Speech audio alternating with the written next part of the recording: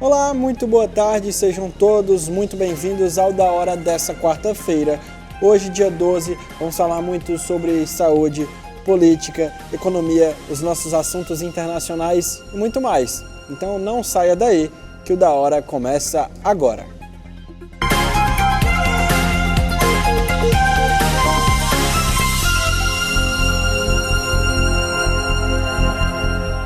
A TV União não se responsabiliza por conceitos, falas e diálogos entre os convidados em debates nos programas veiculados na grade. A direção.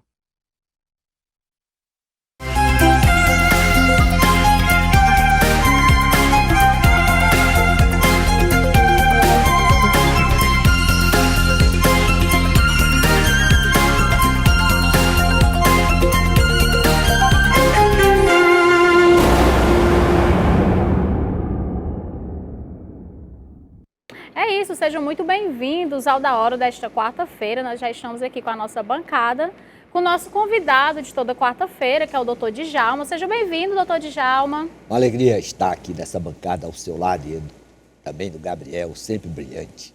É isso. E vamos começar falando das datas comemorativas, porque hoje, nesta quarta-feira, dia 12 de junho, comemora-se o Dia do Engenheiro Florestal.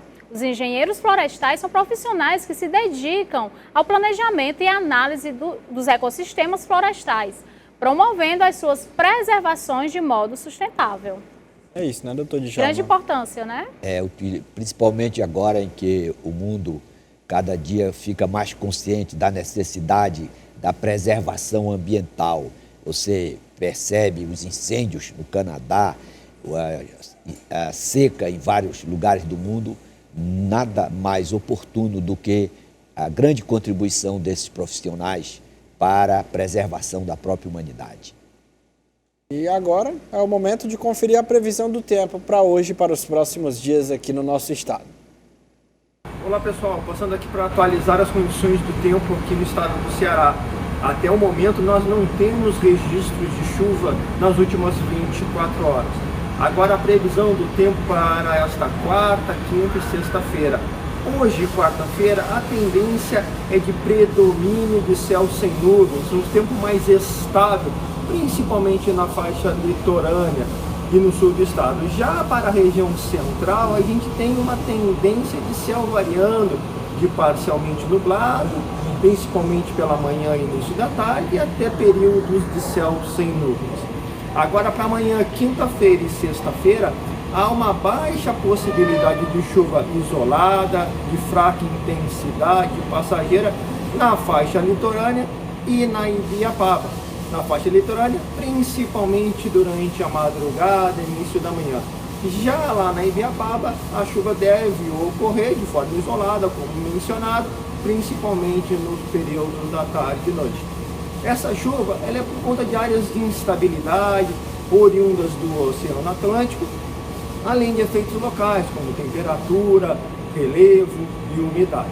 Agora, em relação a ventos, nós temos ventos um pouco mais intensos, principalmente na faixa litorânea, em ambientes de serra, como, por exemplo, Serra da Ibiapaba, rajadas um pouco mais intensas em relação ao que vem ocorrendo nos últimos dias. Seria isso. Para mais informações sobre a previsão do tempo, não deixe de acessar o nosso site da FUNSEMI, seguir nas redes sociais ou baixar o aplicativo FUNSEMI Tempo.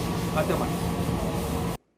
É isso. E nós recebemos denúncias a respeito do corte das verbas para o tratamento do câncer no ICC, CRIO, Santa Casa de Misericórdia e Casa Mãe Mama. O CRIO não está aceitando novos pacientes do SUS. Segundo os pacientes, no caso, o motivo é porque não tem verba. E aí, a gente procurou, pelo menos o CRIO, para saber o que está acontecendo, né, Gabriel? E temos uma nota, Isso. porque, claro, bom jornalismo sempre tem que ouvir as duas partes, né? Sim. E em nota do Centro Regional Integrado de Oncologia, eles informam que as consultas iniciais e triagens estão suspensas desde o dia 11 de julho de 2023, no caso, ontem, para ser mais exato, por falta de financiamento do governo. Como anunciado pela direção do CRIO há 4 meses, os atendimentos e consultas iniciais de pacientes regulados pela Secretaria de Saúde foram mantidos, evitando assim prejuízo no tratamento desses pacientes. Abre aspas.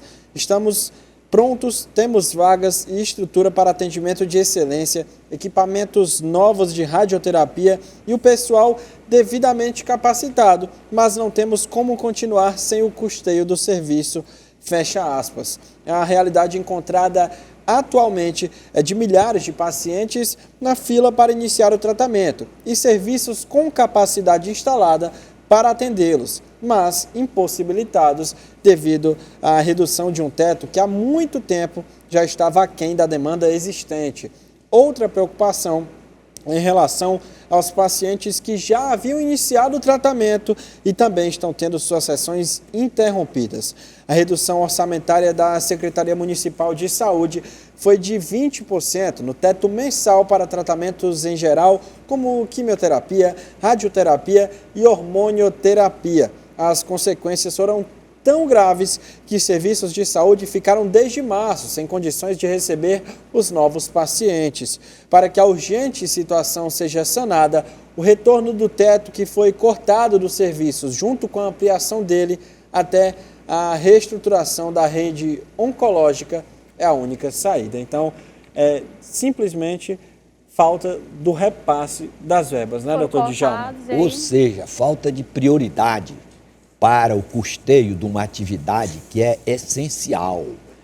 Qualquer governante precisa se colocar no lugar desse paciente que está acometido de câncer, sabe que o tratamento é necessário e quanto mais rápido ele for, maior será a chance de cura, e não obstante essa constatação, o paciente não pode ser atendido porque o poder público não repassou ou não está em condições de financiar essa ação que é de interesse público. Infelizmente, isso é falta de prioridade, isso é ineficiência na governança, priorizando, por certo, outras atividades que não são essenciais, colocando dinheiro do contribuinte naquilo que não tem urgência, que não há realmente necessidade de se investir com a magnitude que se constata, deixando uma atividade de saúde que é essencial, que garante a sobrevivência das pessoas, relegada a essa atividade a um segundo plano.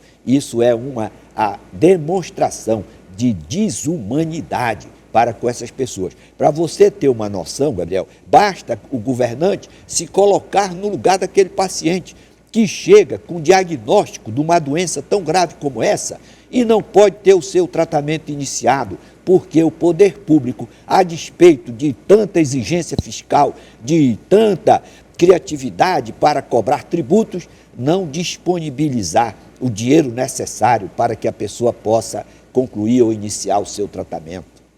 Então fica aí a reivindicação que esses 20% do teto possa voltar, né, para que possa ser sanado todos esses transtornos. E claro, né? Todas as pessoas que procuram a rede pública de saúde têm sim que serem atendidas, mas não são casos simples de uma virose, de um resfriado, que claro, requerem a sua atenção, ninguém aqui está falando isso, mas são pessoas com câncer, Sim. que é uma das doenças mais graves da humanidade, que mais matam.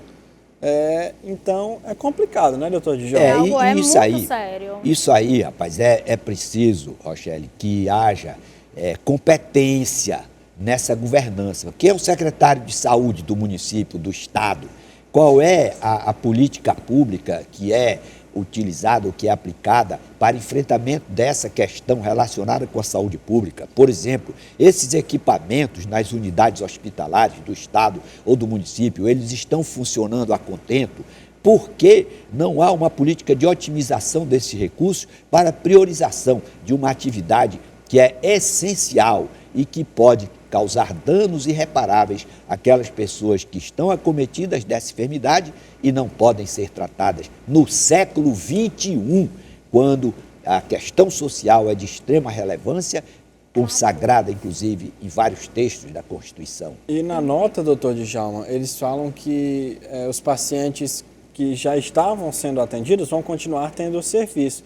Eles falam realmente que novos atendimentos é que estão suspensos no momento. E a gente sabe que o câncer, se descoberto e tratado de forma precoce, as chances de cura são altíssimas, dependendo de qual seja o câncer e de qual tratamento seja feito. Então, mais um motivo, né, para a gente ficar consternado com a notícia dessa. Você imagina, Gabriel, cada um se colocando no lugar desse paciente. Você tem o diagnóstico, vai para o local para receber o tratamento e é surpreendido com a informação de que você não pode ser tratado porque não há verba pública para financiamento, para custeio desse tratamento. Isso é desesperador, é uma doença que já gera depressão, gera uma situação de instabilidade emocional para a pessoa que é acometida. Né? Autoestima. Exatamente, aí você recebe no século XXI, num local, num estado que desperdiça dinheiro com construção de estádio, que gasta dinheiro de forma perdulária até, aí você não tem dinheiro para pagar a enfermidade, para tratar uma pessoa. E falando nisso, né, doutor Djalma, a gente está tendo aí, tá em trâmite essa questão da reforma tributária, né? E aí a gente quer saber se é possível o cidadão esperar alguma redução de imposto nessa reforma tributária que já foi para a Câmara e agora vai para o Senado, não é isso?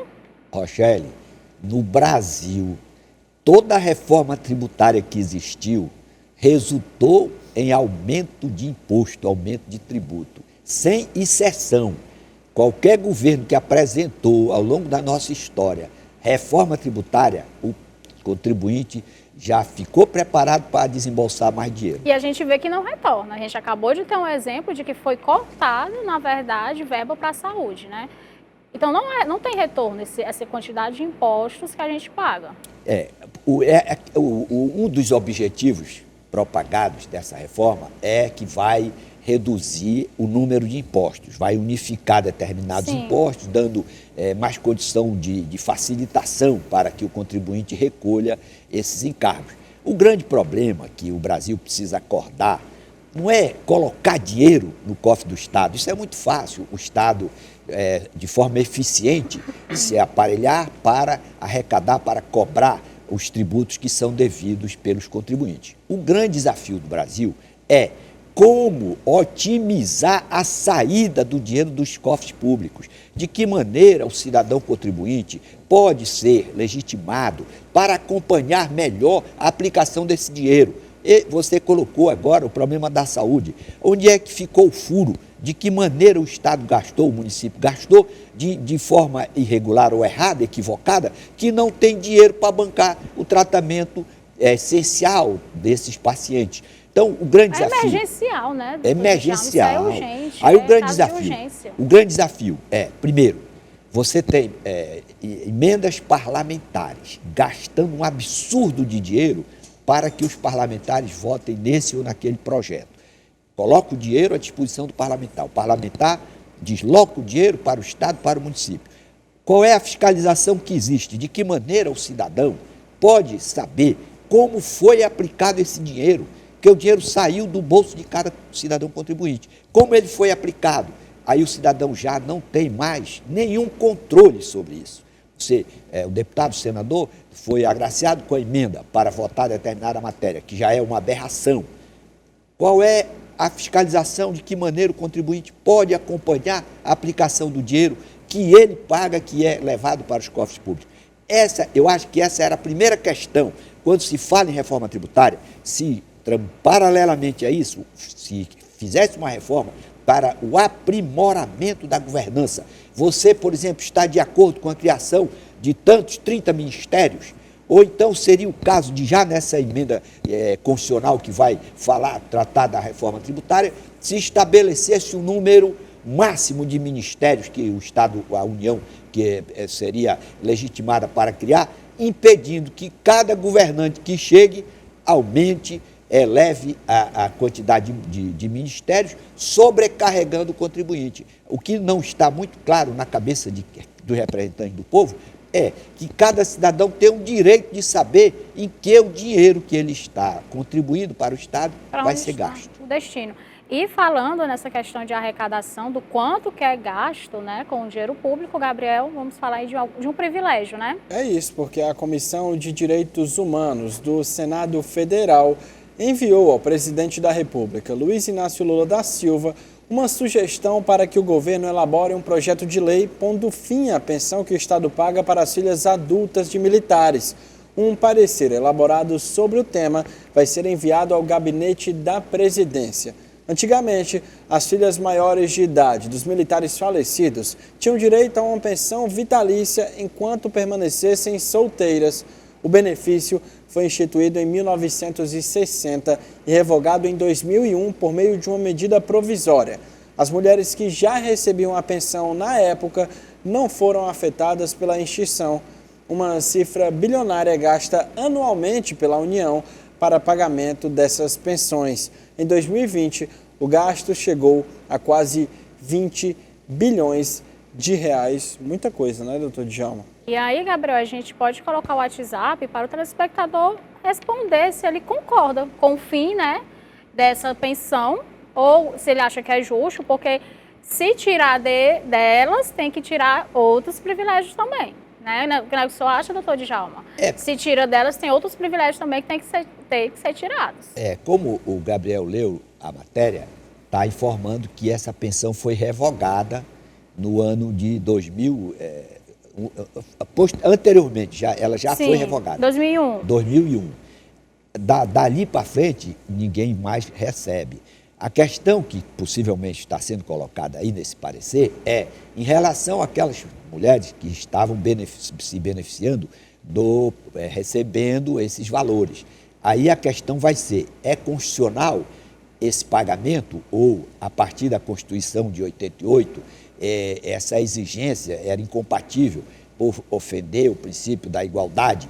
Essa que é a questão, por certo, que deve ter sido posta nesse parecer para aferição e para um encaminhamento compatível com a exigência constitucional, porque nenhum pagamento pode ser feito ao arrepio da Constituição. Talvez seja essa a questão que está debatida, por certo, nesse parecer.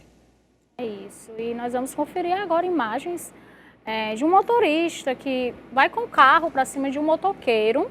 A gente pode ver aí que, na verdade, ele foi tido como um herói, né, Gabriel? Porque esse motorista estava assaltando essa senhora e ele foi com o carro, acredito que não para matar, né, mas sim para atrapalhar mesmo ali o assalto, para que ele não levasse a bolsa da senhora, né? E quando o motorista sai, já está indo embora, ele vai também, mas de ré. Já que a gente vai ver as imagens, no final a moça conseguiu pegar com a bolsa. E no final a gente vai ver que ela consegue ficar com a bolsa, conferir. E ele vai devagar, você vê que ele não vai é só para assustar, né, Gabriel? No caso. Doutor Djalma, olha a situação, né? Uma pessoa de fora ter que ir ali, impedir, a palavra certa talvez não seja essa, mas impedir um assalto. A que ponto a gente chega? Né? É uma sociedade enferma, em que doente. Há uma predisposição da subtração da coisa alheia. Embora o Código Penal estabeleça uma punição para essas ações, o fato é que o cidadão, pela insegurança, pela intranquilidade vivenciada no dia a dia, e também pela certeza da impunidade, o cidadão já está realmente tomando uma postura que é absolutamente inaceitável numa nação civilizada. Primeiro porque não iria haver a possibilidade da pessoa andar na rua e ser assaltada, ter a sua bolsa, o seu celular subtraídos. Isso ocorre por uma falha grave a partir da educação do ensino fundamental. Nós temos uma sociedade em que a predisposição para o assalto a qualquer hora e em relação a qualquer pessoa é uma realidade dolorosa. Isso decorre dessa ineficiência desse sistema de educação que não prestigia os valores, notadamente os valores da solidariedade, para se colocar no lugar do outro, para sentir a sua dor e, sobretudo, da justiça. Não fazer com o outro aquilo que você não deseja que ele faça. Enfim, há uma predisposição flagrante na sociedade do assalto, da subtração da coisa alheia. E, paralelamente, a certeza da impunidade leva as pessoas estimula, em última análise, a fazer justiça com as próprias mãos. Fazer né? a postura desse cidadão que está arriscando, inclusive, de sofrer um processo criminal, de ter o dissabor de estar comparecendo a uma delegacia, diante da sua indignação, pela certeza da impunidade. Esse garoto aí, esse assaltante, ele, mesmo que ele fosse preso em flagrante, por 3 ou 4 dias, ele estava colocado na rua para continuar fazendo assaltos. É isso que gera essa sensação de impunidade e esse estímulo, né, doutor Djalma? de revolta para que o cidadão vá assumir a postura que é típica do Estado, que é de fazer a repressão. A justiça. E a justiça. Aí acaba o cidadão tendo que intervir, né? E é isso. E nós vamos agora para a nossa primeira pausa, né, Gabriel? É isso, agora a gente vai para o intervalo, mas fica aí que já já o Da Hora dessa quarta-feira está de volta.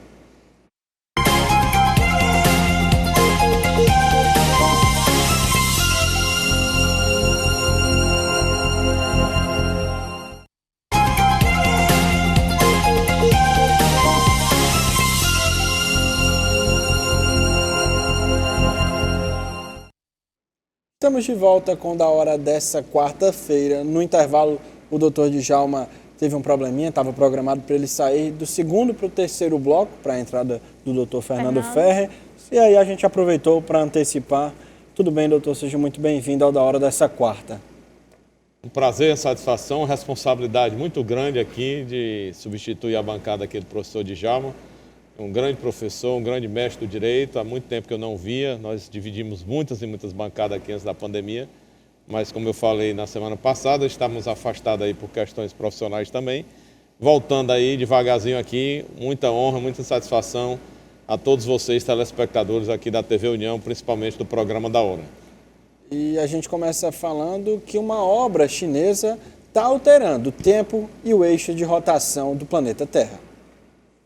A hidrelétrica de Três Gargantas, na China, é a central hidrelétrica com a maior barragem e a maior represa do mundo.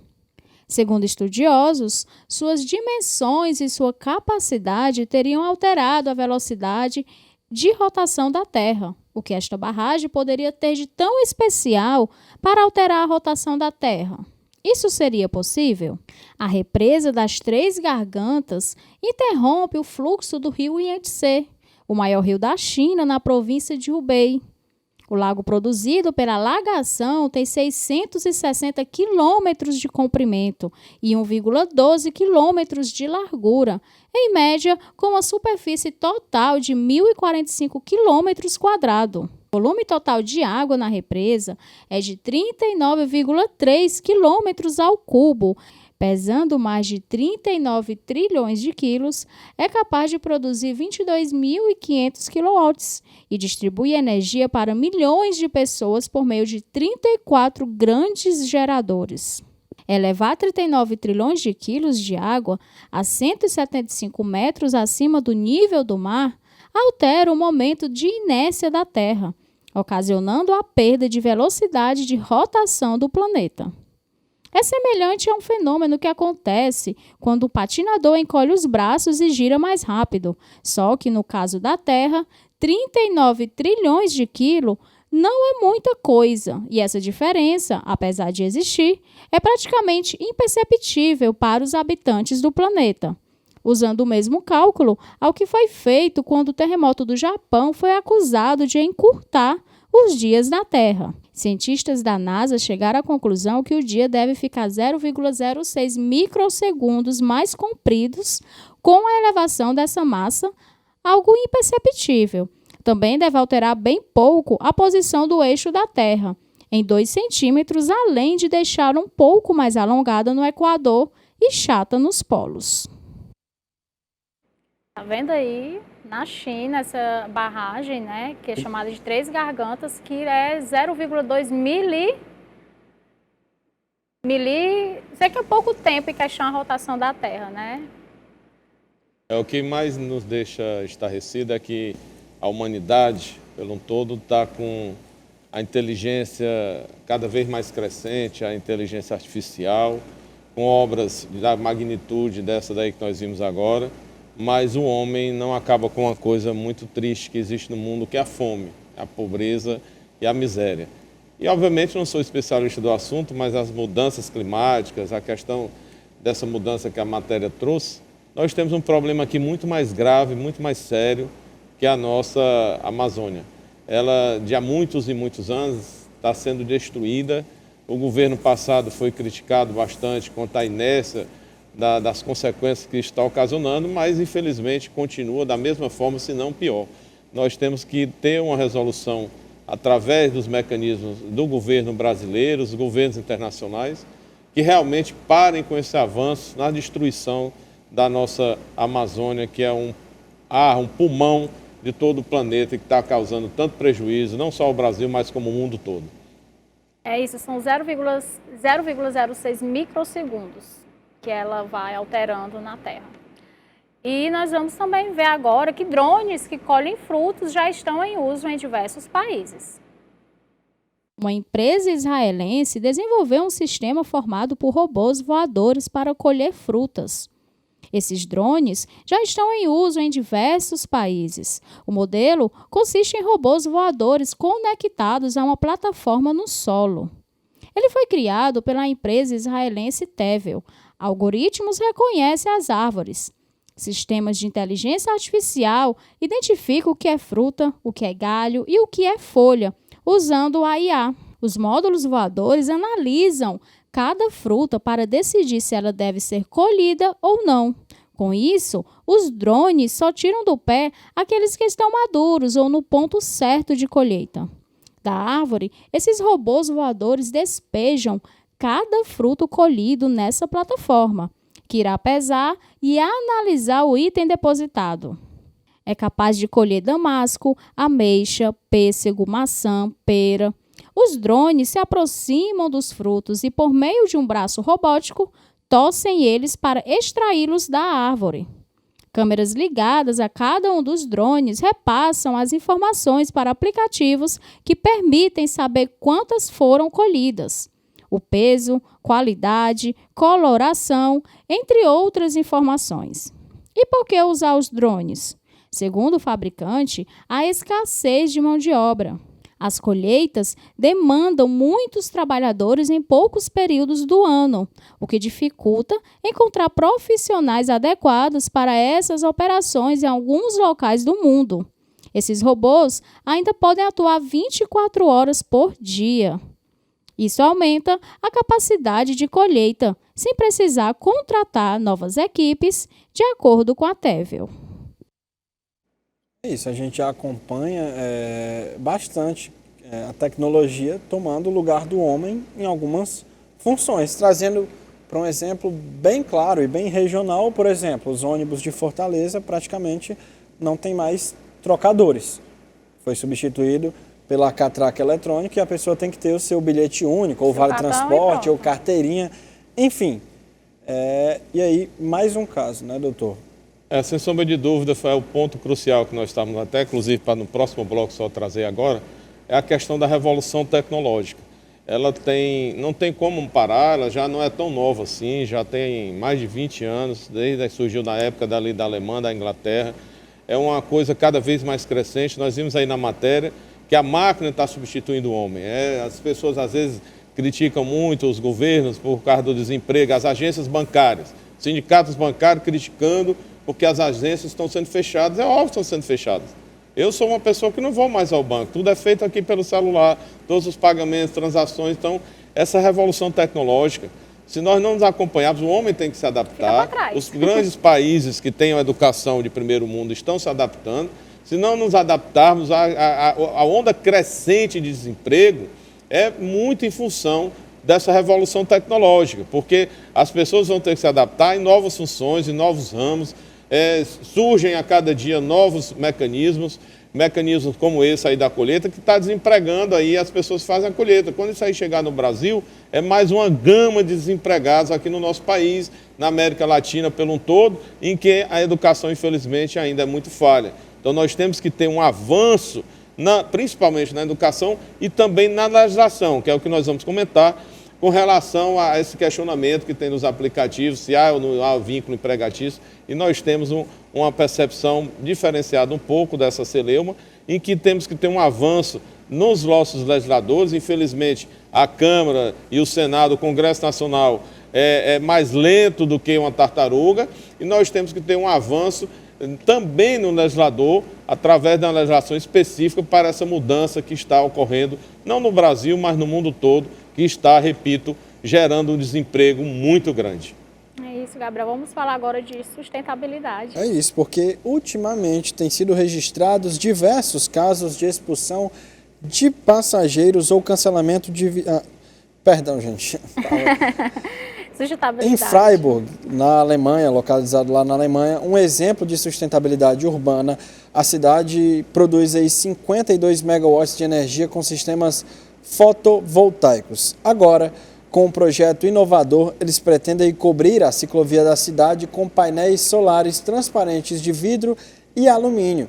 A ideia é mostrar que a energia solar pode ser sim aproveitada de maneira inteligente, também em áreas urbanas. O objetivo do projeto é desenvolver um sistema de suporte padrão, reduzindo assim custos e possibilitando sua replicação em outras localidades. O projeto piloto fotovoltaico consiste em uma instalação de 300 metros de comprimento com mais de 900 painéis solares de vidro translúcido e vai gerar cerca de 280 megawatts-hora de energia solar por ano. Muita coisa, né? Televisão ao vivo é isso mesmo, acabei confundindo uma nota com a outra, mas falando dessa sustentabilidade, energia solar também. É mais um modelo que é inevitável, que é um avanço, essa energia limpa, né?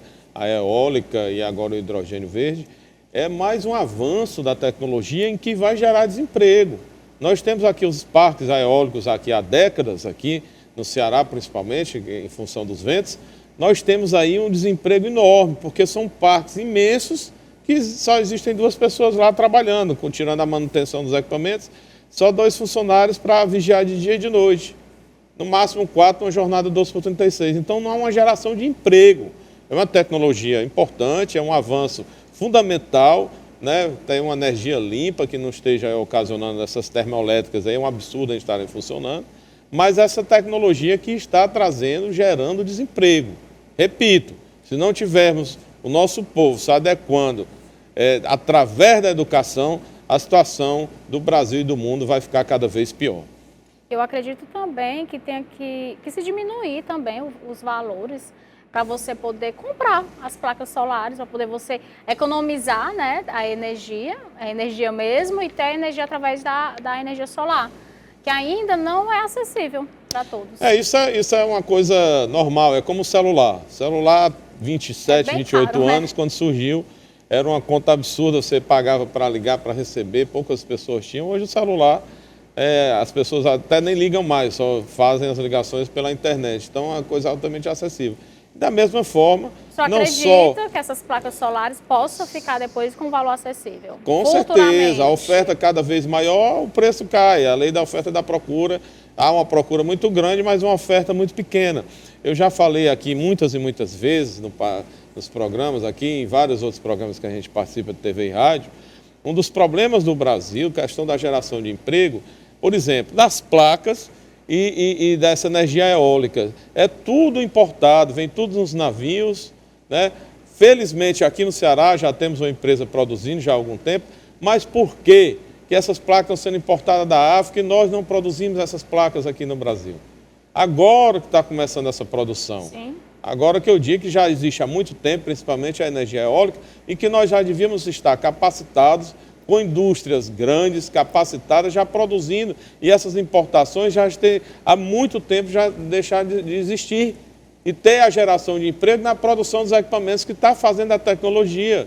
Nós temos que caminhar para uma educação que dê capacidade às pessoas arranjarem emprego com ponta de tecnologia Sim. que possam produzir esses equipamentos. Então, se há uma produção maior, há uma geração de emprego e há, obviamente, a redução de emprego e fica mais acessível com uma energia mais barata, porque nós, brasileiros, pagamos a energia mais cara do planeta. E o meio ambiente agradece, né? A gente até comentou já aqui no Da Hora em relação a esses carros elétricos, né? Que o valor também não é acessível. Então, assim, se houver aí políticas públicas mesmo para que baixe esse valor, para que as pessoas tenham mais acesso para comprar esses carros elétricos. Inclusive, essa política do atual Sim. governo, dos descontos nos veículos, alguns veículos elétricos estão, ou híbridos, né, que é a eletricidade e a combustível, estão incluídos para receber esse desconto. Então, querendo ou não, já é um pequenino passo. A gente sabe que precisa de muito mais, mas já é alguma coisa, né? O carro popular, né, infelizmente o Brasil pelo todo, principalmente no Nordeste e aqui no estado de Ceará, o transporte público não existe. O pouco que existe é muito falho. Muito. Nós temos aqui em Fortaleza uma coisa absurda, o crescimento aqui é só na vertical. Então, as pessoas estão cada vez mais, os prédios se acumulando, as salas comerciais se acumulando, tudo aqui no bairro do Meireles, todo mundo só quer morar aqui nesse bairro do Meireles. Nós não temos transporte público, a obra do metrô paralisada, a Avenida Santos Dumont interditada há vários anos, sem uma data do retorno à viabilidade de passar na Avenida Santos Dumont novamente. Esse metrô aí só Deus sabe quando é que essa obra vai acabar. São obras inacabadas. Nós temos aí um financiamento do carro popular, mais carros nas ruas, dificultando. Nós temos hoje, em Fortaleza, um dos trânsitos mais caóticos Sim. do Brasil. Eu tenho um amor pelo meu Brasil, pelo meu Nordeste, pela minha cidade. Amo Fortaleza, mas conheço o Brasil todo e sem sombra de dúvida, hoje Fortaleza possui a pior malha viária. A pior capital do Brasil, de malha viária do Brasil, é Fortaleza, com a buraqueira que aqui existe, com a sujeira que está aí nas ruas, e ainda por cima, a única coisa de trânsito é colocar um sinal em cada esquina. Muitos condutores mal educados. E aí vem o incentivo à compra do carro popular, como se isso aí fosse solução. Não é solução. Solução do transporte público efetivo. O prefeito que aí está prometeu que todos os ônibus iam rodar com ar-condicionado. Saiu a matéria essa semana que nem metade dos ônibus tem ar-condicionado para a população. Então as pessoas que têm poucos recursos compram um carrinho popular, às vezes para rodar o final de semana, mas preferem trabalhar no transporte público, porque tem um estacionamento, tem onde vai guardar o carro, tem a questão da segurança do veículo. E, infelizmente, Fortaleza possui a pior malha viária do Brasil. A cidade está completamente esburacada e nós não temos transporte público nessa cidade. A gente vai para um rápido intervalo, né? Já concluímos essa questão de que o investimento teria que ser em transporte público, né? Até porque investir em transporte público diminui aí esse trânsito, não é isso? É isso. Na volta a gente vai falar sobre os transportes de aplicativo, porque muitos passageiros têm reclamações. Fique aí que já estamos de volta.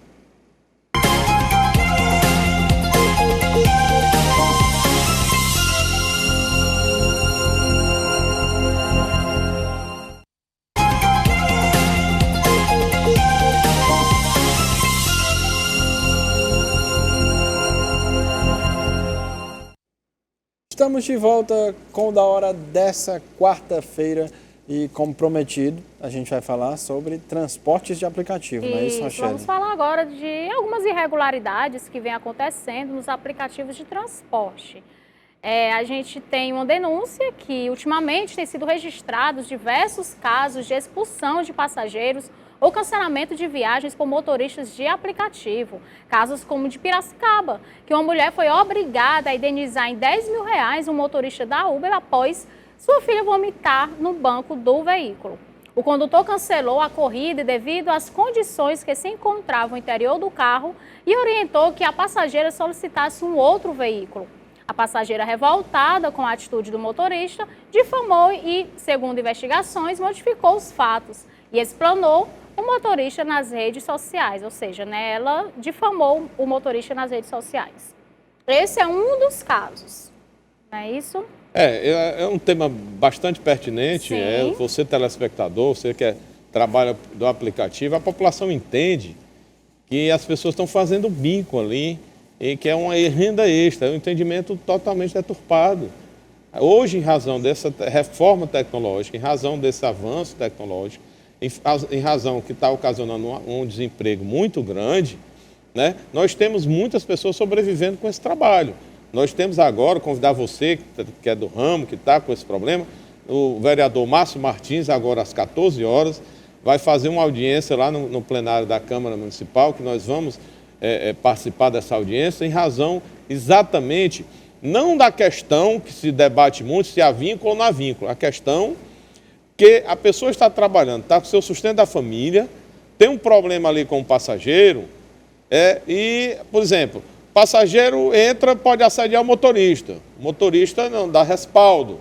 Aí o passageiro vai e faz uma denúncia invertendo os fatos, dizendo que foi assediado pelo motorista. O que é que os aplicativos estão fazendo? Estão expurgando, cancelando automaticamente o trabalhador que está sobrevivendo com aquela pequena renda e fica ali sem seu sustento, sem o sustento da sua família, por uma denúncia vazia. Nós todos sabemos, não precisa ser advogado, que nós temos que ter o direito à ampla defesa e o contraditório. Mas, infelizmente, não é isso que os aplicativos estão fazendo. Eles estão querendo só ganhar o seu dinheiro, se blindar. Qualquer denúncia, expurgam para dizer que tomou alguma medida com relação ali ao passageiro.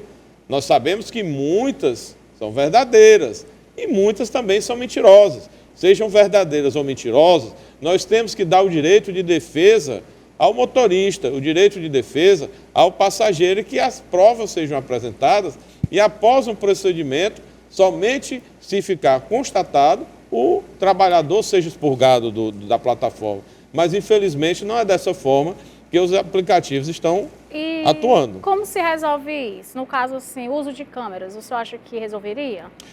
Um ponto fundamental, é importantíssimo o uso da câmera. Mas aí quem cederia essas câmeras? Porque aí o trabalhador carro, né? não pode aí é também onde entra a grande defesa que nós temos, intransigente, dos trabalhadores, acabar com essa história, se há vínculo ou não há vínculo. Nós temos que ter um avanço na Justiça do Trabalho, porque agora recente o STF, inclusive, eliminou, né, revogou uma decisão da Justiça do Trabalho que caracterizava o vínculo. O STF disse que não caracteriza o vínculo, e jogando o processo para a Justiça Comum, né, estipando toda a competência da Justiça do Trabalho. Nós temos que ter um processo, e já tem projeto de lei na Câmara, mas infelizmente não sai do lugar, ampliando a competência da Justiça do Trabalho, ratificando a competência com a emenda 45 da Constituição, em que, mesmo que não haja vínculo, seja trabalho a competência da Justiça do Trabalho, que esses aplicativos sejam firmada realmente a competência da Justiça do Trabalho. E nós temos que ter, acima de tudo, uma legislação específica em que garanta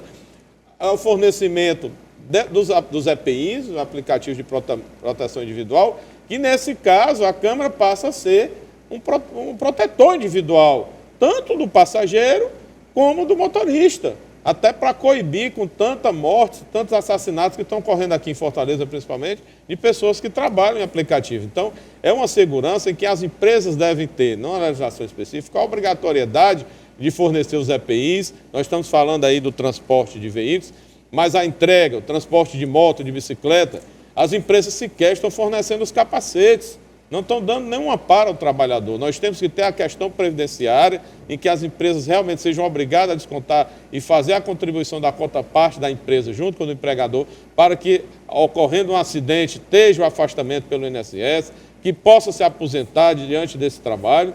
Nós temos que ter várias garantias, temos que ter o seguro saúde, né? O seguro morte também, em caso de acidentes, a família receber a indenização, se houver morte ou incapacidade, o trabalhador receber a indenização. Nós temos que ter uma conscientização dos nossos políticos, parlamentares, deputados federais, senadores, que realmente trabalhem e encampem essas categorias, que é uma modernidade que já deixou até de ser modernidade, que não é tão moderno assim, e que realmente dê amparo e garantia, e que as empresas realmente sejam obrigadas, compelidas a entregar todos os equipamentos de proteção individual, que nesse caso aí as câmaras são fundamentais. Nós temos outra denúncia, né, Pois Gabriel? mas antes disso, só uma dúvida, Fernando. A gente tem acompanhado que muitos motoristas de aplicativo têm reclamado do valor que é repassado da viagem para as empresas, porque as empresas cobrem uma parte. Nesse caso dessa regulamentação, essa parte cobrada pela empresa aumentaria ainda mais? É um outro problema muito sério. Nós estávamos ontem em São Luís, como eu disse, viajando o Brasil todo, e eu estava conversando exatamente com as pessoas do Uber, que agora é um valor fixo. O valor da corrida, você bota lá no aplicativo, é aquele valor, não vai mudar nunca.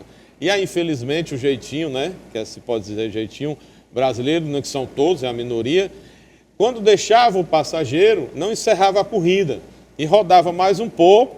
Essa corrida era atualizada com um valor em que o passageiro não usava para poder cobrar do Uber esse percurso maior. E aí o Uber acabou com isso, infelizmente, por causa de alguns malfeitores. Então é um outro problema também que tem que ser debatido, que nós vamos debater, convidando você, telespectador, aí agora às 14 horas na Câmara de Vereadores de Fortaleza, a se fazer presente que nós temos que ter um dos outros erros graves dos nossos legisladores, é fazer essas reformas, como o professor Djalma estava falando agora, essas reformas soldadas, essas reformas políticas, essas reformas para mandar para a plateia.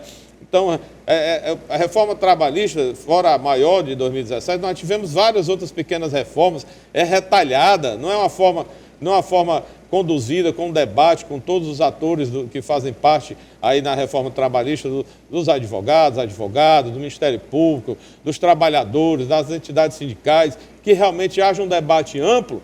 E você suscitou um tema muito importante, a questão da cobrança. Nós tivemos denúncia agora há 2 semanas de malfeitores, que graças a Deus, repito, é a minoria, mandando mensagem para o passageiro cobrando a mais. Isso é inadmissível. Como também era inadmissível você não encerrar a corrida, né, e passar a um percurso maior para ser computado um preço maior no passageiro. Então são coisas que realmente uma das tem que a gente recebeu foi essa, de que no aplicativo é um valor e o próprio motorista fica ali... No chat. Fica no chat negociando o valor 3 vezes a mais até.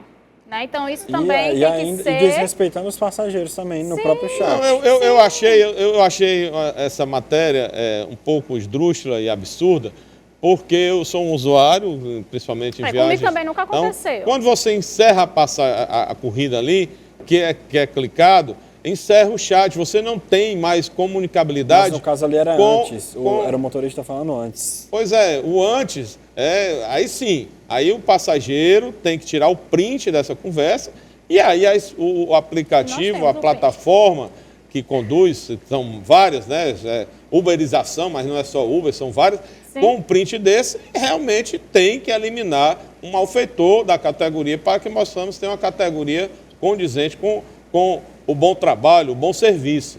Mas eu acho também esdrúxula também, eu sei que na conversa você, estou chegando, quando você está esperando o carro ali, estou a caminho, houve um atraso, eu já até peguei Uber dele dizer que furou o pneu, se eu ia aguardar. Aí eu peguei e disse, não posso aguardar, vai demorar muito. Aí ele quer que eu cancele, porque eu que pago o cancelamento, ele não paga. São coisas pequenas que as plataformas que têm o poder econômico enorme, né, que tem que realmente pressionar o legislador para que nós possamos ter dentro da legislação um amparo geral, um contrato. Aliás, nesse caso aí, é no contrato de trabalho, né? Porque eles jogam um cadastro online, fazem um cadastro lá superficial e não tem os termos acordados. Os termos acordados dentro do aplicativo com o trabalhador é fundamental. A gente pode continuar, na verdade, esse assunto na próxima semana, porque o nosso tempo já encerrou. Quero agradecer a sua participação, doutor Fernando, suas considerações finais. Soube que o senhor recebeu ligações, não foi, do programa passado? Olha, nós temos um grupo aí de WhatsApp, nosso WhatsApp, o DDD 85. Positivo, o 999810018. Eu estou sempre acrescentando os telespectadores da TV União, é uma satisfação enorme. Agradecer a você, Rochelle, a todos que fazem aqui a TV União, ao nosso diretor-presidente José Alberto Pinto Bardavil e especialmente você, telespectador, porque sem você não existiria o programa, não existiria a televisão. Fiquem todos com Deus. É isso. Obrigada. Muito obrigado pela sua presença, doutor. O Da Hora dessa quarta vai ficando por aqui. Daqui a pouco tem o quê, Rochelle? Agora você fica com o programa Ferreira Aragão e logo após Esporte União com Gabriel Viana. Nos encontramos amanhã aqui, nesse mesmo horário. Até lá.